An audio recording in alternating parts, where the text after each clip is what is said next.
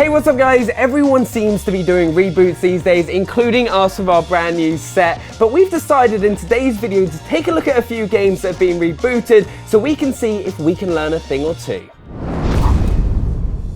You can't have a reboot list without a proper origin story. While Rayman isn't the most psychologically deep of characters, I mean, in this game his motivation is that he wants to go back to bed, there are some enticing mysteries in his past. Just how did he come to lose his knees and his elbows? And what sins did he commit to doom himself to a lifetime hanging out with whatever the hell Glowbox is meant to be? Origins wasn't just an opportunity to take Rayman back to his 2D stomping ground, but to help him find a distinct platforming voice.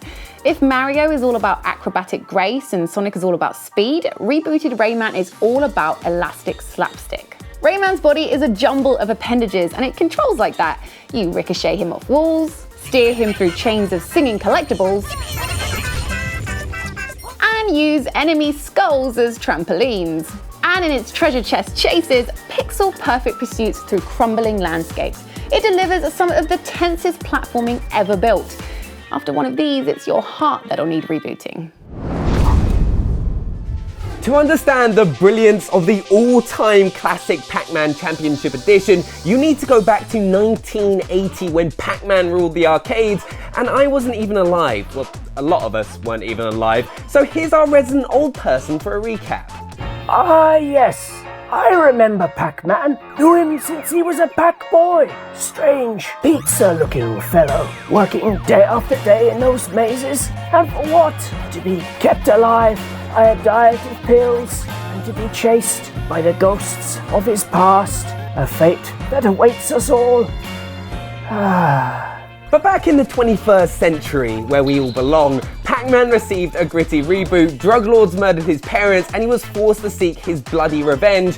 No wait, that's just my Pac-Man meets Taken fanfiction. In Championship Edition, he ate more dots, but this time the dots came back. If you manage to clear out half a screen, a brand new maze will appear, and then if you can clear all the dots on that maze, a new maze appears, and then all you have to do is rinse and repeat. Rinse, repeat, until you've completed world dominance and got number one on the leaderboard. And failing that, you go old and grey like the other guys. Back in 2004, we weren't throwing around words like reboot. Games were either sequels or slightly fancier sequels. Had Ninja Gaiden been released today, we'd be calling it a reboot. It took the hero of 2D NES games, Ryu Hayabusa, and dragged him kicking and screaming into 3D. Well, he did the kicking, and we did the screaming. Under its beautiful exterior beat the cruel, cruel heart of the 1988 original. In that game, enemies came quick and deadly, but they were at least limited to attacking from the left or the right of the screen.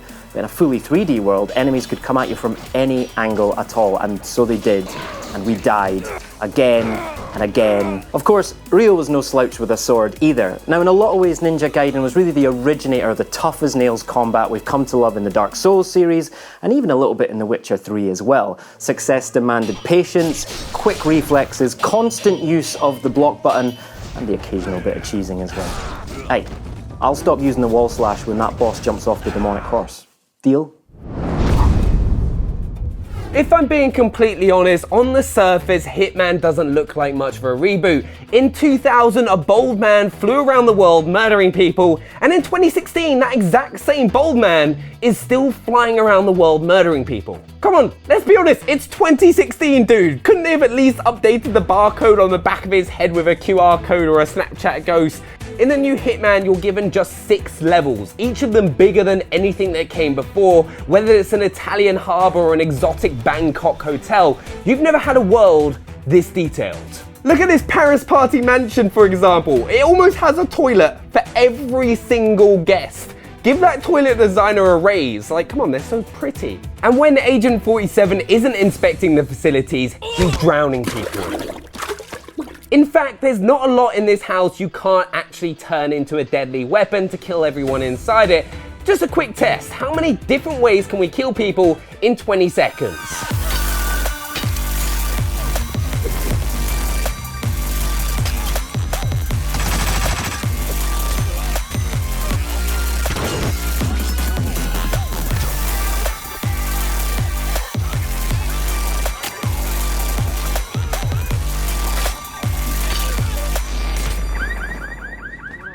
Even though Agent 47 hasn't changed his routine massively, he's putting 16 years of practice to amazing use.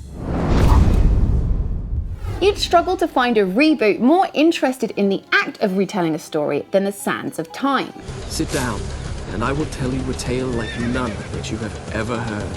This whole game is presented as a yarn being spun by the prince, his voice oversetting the scene and giving us a taste of what was going through his head as we threw his fragile body over giant death pits. That he remains remarkably composed throughout this is down to the game's killer hook, a magical time rewinding dagger that allows you to turn back time on every fluffed jump.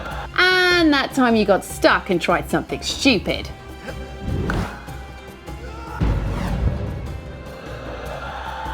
What's more, in the Prince's parkour-filled moveset, which is all wall running and dramatic ledge scrabbling, he almost feels like a prototype for Assassin's Creed's nimble-footed heroes. The combat, where you have to bat away circling enemies and finish off fallen foes with acrobatic stabs, feels like a real dry run for Ubisoft's stabbier series. When Konami announced that Metal Gear Solid creator Hideo Kojima was helping to reimagine the Castlevania series, our minds spun at the mad potential. Might we use a coffin like the famous cardboard box? Or spend 2 hours having a radio conversation about the merits of garlic? Well, thankfully, the game is made by saner brains than ours. Lords of Shadows is the origin story of Dracula himself, showing how one man's holy war morphs him into the series' big bad. Think of it as Batman Begins, if Batman had sucked all of Alfred's blood at the end of the film. If the idea of Dracula's tragic descent is a hard sell, it's still a hugely enjoyable trip. Throwing out the free-roaming castle made popular by Symphony of the Night, Lords of Shadow is a full-blooded romp across the gothic countryside, always running towards the ominous castle on the horizon. The combat is hefty, the boss is fierce, and it's packed with really cool nods to the series' history. Just try not to laugh at the dialogue. Between them, Patrick Stewart and Robert Carlyle serve up enough ham to stock a deli. Perhaps this is true. Tomb Raider developers Crystal Dynamics are such a fan of reboots they did it twice. But as good as their first revamp, Tomb Raider Legend was, it wasn't until Lara was shipwrecked on Yamatai that they really hit upon a magic formula. Unfortunately for Lara, that formula was hitting her on various objects. Oh God! Rocks, spikes, more rocks, big drops, the occasional fist. You name it, Lara got smeared across it. It was all in the name of relaunching Croft as a survivor, more interested in reducing an army of mercenaries into future archaeological finds than digging up those already there. Yes, it's easy to chuckle at the speed with which she turns from a simpering victim to a bloodthirsty maniac, but that's a tiny stretch of a roller coaster ride that delivers some of the most relentless thrills on Xbox. And of course, there's only one game that could ever have topped our list, a game so manly, just saying its name can put hairs on your chin. It's as if the brains at ID fed Doom 1 and 2 through their incredibly impressive 3D-o-matic machine. They gave us all our favourite weapons like the super shotgun, the BFG, and the electric carving knife Dad uses on the Sunday roast. Yep, the chainsaw is back.